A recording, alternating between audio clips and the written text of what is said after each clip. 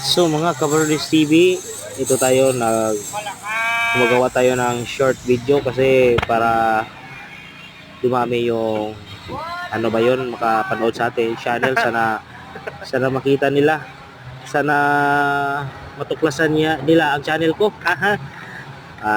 Iba't iba namang mga content yung mga vlogger na kasama natin, pero okay lang yung hindi maganda sa akin. Basta natutunan ko lang ngayon na masarap pala pag mag-vlog kasi meron kang napipil na mga charot, ng mga ano-ano.